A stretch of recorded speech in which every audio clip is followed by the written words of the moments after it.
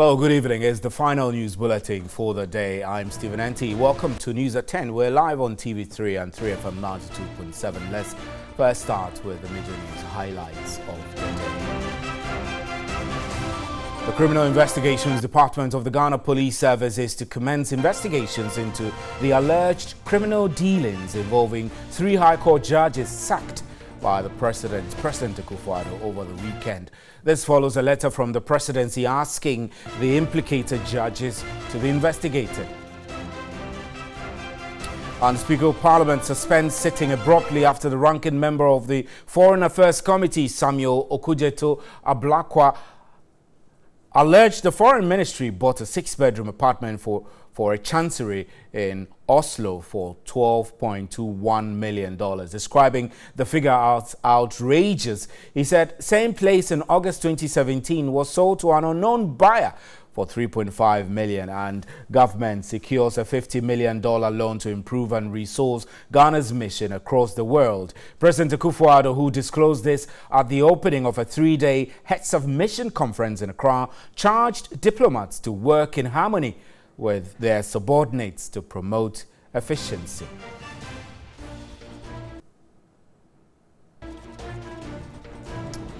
And 4 individuals submit their nomination forms to contest the NDC's presidential primaries. The 4 include Alban Bagbing, Joshua Alabi, John Mahama, and Sylvester Mensah. Also in the news tonight, the Accra Regional Police Command deploys some 1,200 police personnel to protect the public during the Yuletide. Commander DCOP Patrick Edusei-Sapong urged personnel to display a higher level of professionalism to ensure an incident-free festive season.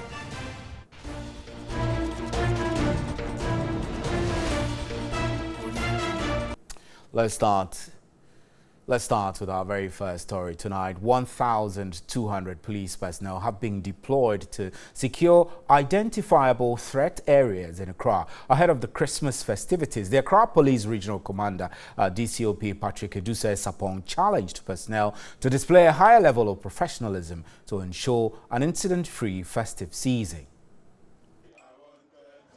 The deployment, according to the Accra Regional Police Commander DCOP Patrick Edusei-Sapong, is to deter criminal activities, frustrate the operations, and swiftly arrest those who take undue advantage of the festive season.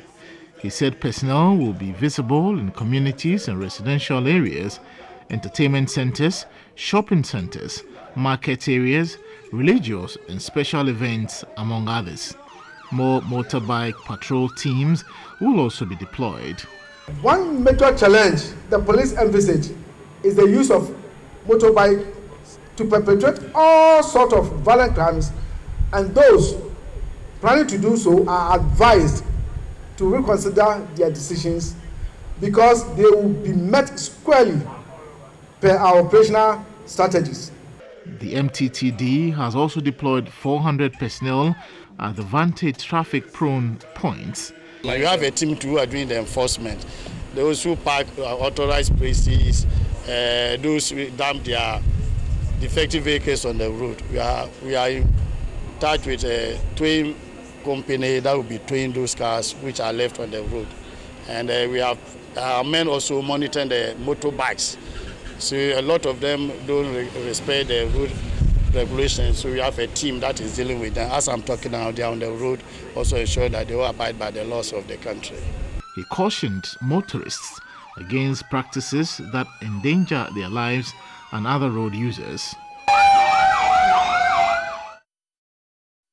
Let's quickly get on to Skype now and speak with security analyst Adam Bona, who joins us now. Good evening, sir. We're grateful for your time. Now, the Yuletide, the police is deploying some 1,200 personnel.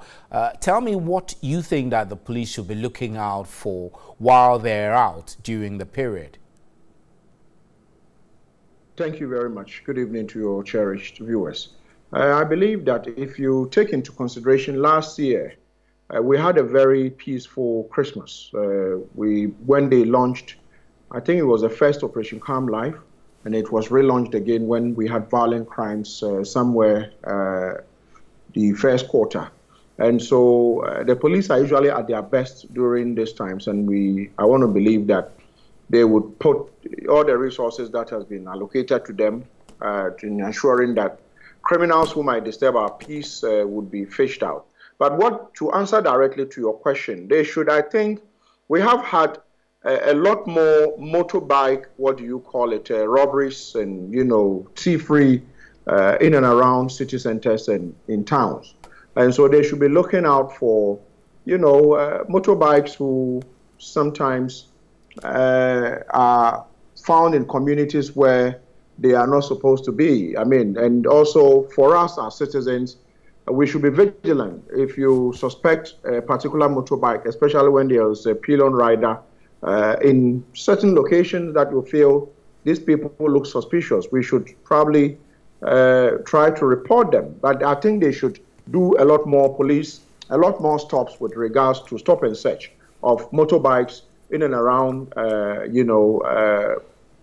populated areas. So that's what I'm expecting. Right. Now, I also know that the police, in its efforts to be seen to be doing their work and doing it professionally, have been caught in circumstances that appear to be testing their professionalism. I'll give you a typical example. There's a video in circulation on social media exposing the brutality of police against a driver, although the video does not exactly show what happened prior to that. It's a scene on the video, the policeman slapping the driver, and there were exchanges, and the police forcefully handcuffing the driver, which obviously he was in pain and was even screaming for help. Now, these instances paint a very negative picture of the police force in times like these. What would be your advice to police officers as they go out there to be law enforcers and peace officers? Thank you very much. I've seen that video, and I would term that as youthful exuberance. You realize some of these unfortunate situations, usually young police officers are caught in this, sometimes this dastardly act. But there again, when you deploy without proper supervision, these are some of the things you should expect.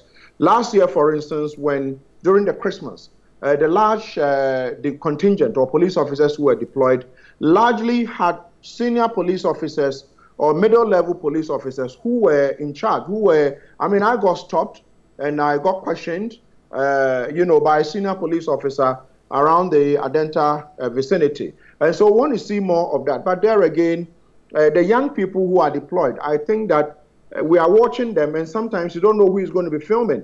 And so that video is something that shouldn't have happened. The police is here to confirm whether they are police officers. If they are police officers, I believe that they might not want to take some actions against them. But as citizens, let's be vigilant. And when we see some of these things, as much as possible, let's try and video them and then, probably report whoever did that to the appropriate authorities. But supervision, if you deploy, without proper supervision, then you are going to have some of these incidents. So I want to believe that this deployment, just like last year, would have more senior police officers not sitting in the office, but this time around on the street and the street corners and junctions, making sure that junior police officers are supervised to do the right thing. Yeah. Now, talking about senior police officers sitting in the office, that brings to question the working environments police officers work under. I had the privilege to visit the Kaneshie Police CID offices during the week, and I was amazed at the condition of the police charge office and the CID offices. Horrible, I could say. But as we task the police to be more professional and go out there to enforce the law and be peace officers, is it not time that governments, invest a little more in upgrading the working environments of these officers, so at least they go to work being content that they work in a humane environment? Well, it's time. I think some of us have been calling for this for so long, so many years. You remember during the State of the Nation's address by the President did promise 2 I mean, 800 million Ghana cedis for retooling of the police. Well, we are yet to know how much has been spent, but I know some resources have been allocated to the police here and there. But most of these structures you see all over the country, go to the Wa Regional Police Headquarters. It doesn't befit Accra. I mean, unfortunately, it doesn't. I look at it and I ask myself, this doesn't befit a place where you expect people to work, security officers to work from. And so, what Kwame Nkrumah and co, I mean, the late Kwame Nkrumah and co left us, we have the colonial masters. We haven't added that much. And the reason is that we do not see security as something that we should invest money in. And so you realize that we've had a lot of paradigm shift with regards to policy shift with education, health, and all that. But when it comes to security, we don't even have what I call the comprehensive national security policy. And once we don't have that, then it's going to be that knee-jerk resource allocation. When there is crime upsurge, we put in some motorbikes, we put in some, vehicles, some Toyota, some vehicles here and there, but that doesn't help the situation. And so what we see, until such a time that the executive sees the need to say that a portion of some tax should go into security, it's going to be very difficult. And so for me, it's good you visited. Go to Accra Central Regional Police Headquarters and go and see. I mean, you ask yourself, do people stay in there? But those are the people who stayed, and that largely, I'm not making excuses for them, but definitely would affect, the output. And so, whilst we caution them and ask them that do your work right, let's also call on the executive. I know a lot of resources is coming in there for the police to do their work, but at the end of the day, is it that much? Probably. Not that I'm expecting. And so let's wait and see. Right, yeah. Wait and see. We're grateful very much. Thank you very much. But a quick one before you go. As individuals and families during the festive seasons, we go about 31st night and everything. What would you suggest for us or advise as precautions that families should be taking into consideration when we're doing these crossover events, etc., across the country in churches? What my advice to those who will be doing the crossovers and those who will be doing the 31st night and all that should remember that the thieves who would come and break into your room would also pray. They'll be praying that you will leave, all of you will leave the house and they'll break in. And so whilst you are going, always make sure that there's somebody at home. If there is somebody at home, chances are that just a little noise to let them know that you are at home or someone is at home, they will run. And those of you who are going, if you can even leave your television on, leave it on. If you have to leave your radio on, leave it on. Something that would let people know. Leave your lights on, your inside lights, your outside lights should all be on. Do not leave home just like that and saying, I'm going to crossover, because then remember the criminals. Yeah. Mr. Bona, thank you very much. You just left the cat out of the bag very easily. But thank you very much, though, for your contributions. We're grateful for your time. Adam Bona is a security analyst. I'm Stephen N.T. This is News at 10. You can hear me on 3FM 92.7, and we're streaming live on our Facebook page and on 3news.com. We'll be right back.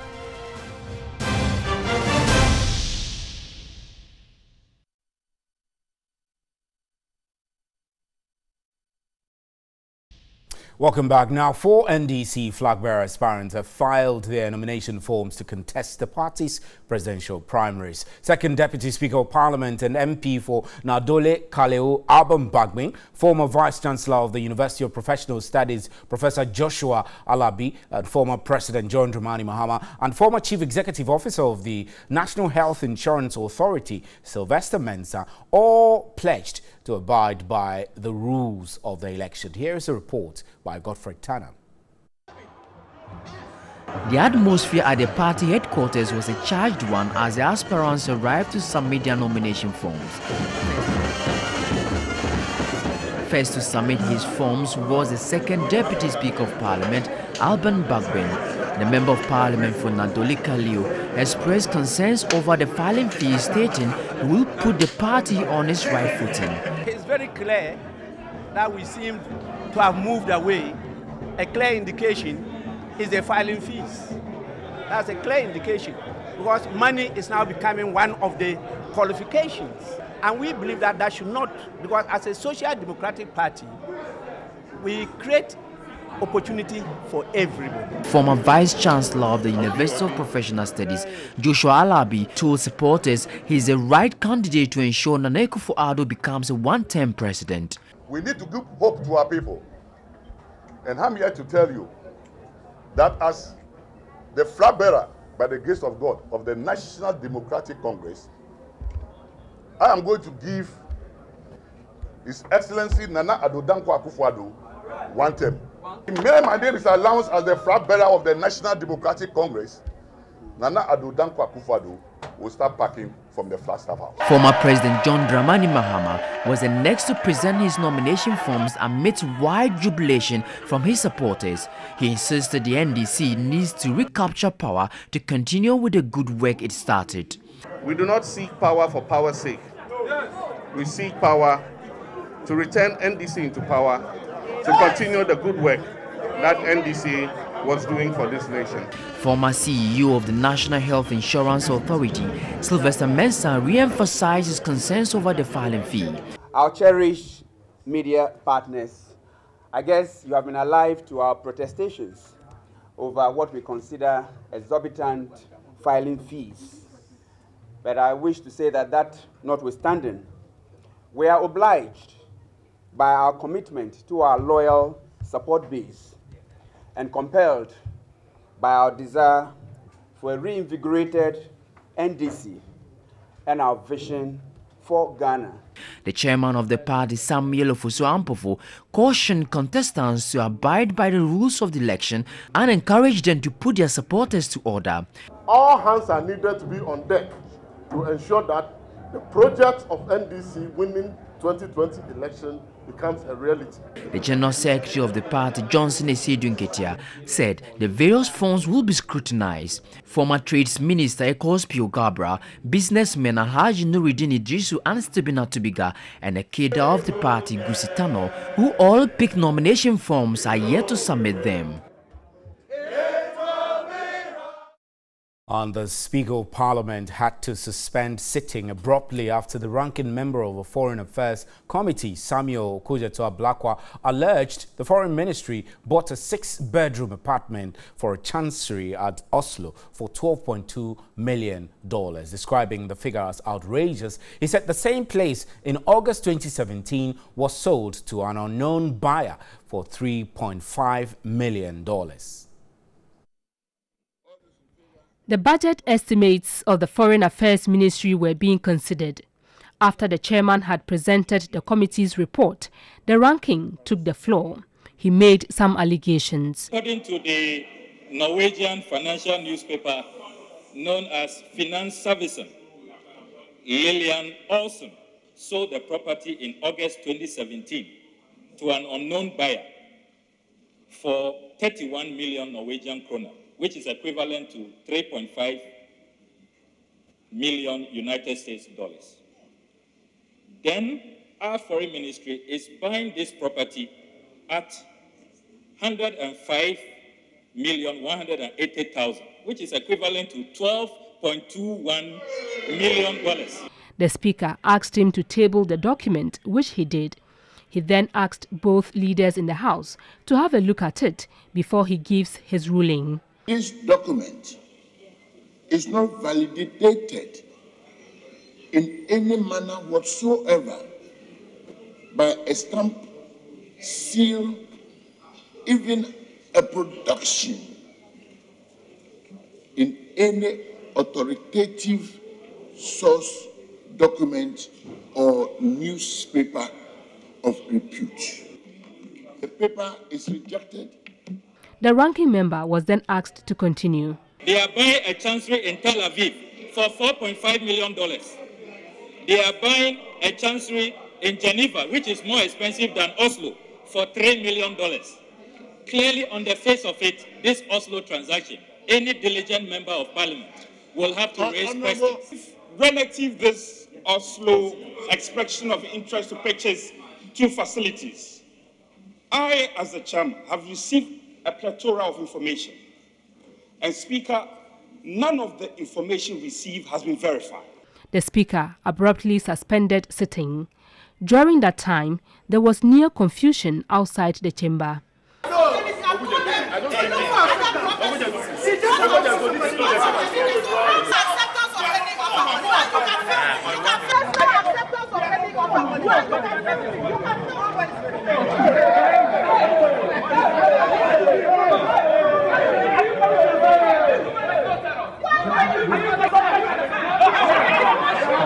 When the House resumed, almost about an hour, the minority insisted some monies had been released by the Finance Ministry with respect to the Oslo building. The majority leader suggested on 20th October 2018, the Ministry, the Controller and Accountant General, made a commitment and start payment for establishment of diplomatic mission in Oslo, Norway, and Consulate General in Port Louis, Mauritius, and this was $15 million, meaning that some commitment had been made. What the minority chief we spoke to is not a commitment. It's not a commitment. There is a provision to do something. Preparatory to that, some releases have been made. Mr. Speaker, it is not a commitment to buy the property. The minister be given 3 months to brief the House findings her outfit would have conducted in the matter. The minister insisted she would not condone any act of wrongdoing. Mr. Speaker, the minority leader mentioned the fact that the Ministry of Finance had released over 15 million. I'd like to explain, Mr. Speaker, that this amount that was released was for goods and services, which includes the running of 3 missions, of the 3 missions that we are about to open. She indicated she had asked for work on the Oslo building to be put on hold. Last week, Wednesday, I stopped them from going ahead to proceed on any act of acceptance. So as we speak, Mr. Speaker, I'm even told that the landlord is going ahead with others. The budget estimates amounting to over 465 million cedis has since been approved for the Ministry of Foreign Affairs for the year 2019. And that's how we wrap up with News at 10. Thanks for your time. I'm Stephen Enti, and there is more news at 3news.com. On behalf of the crew here, good night.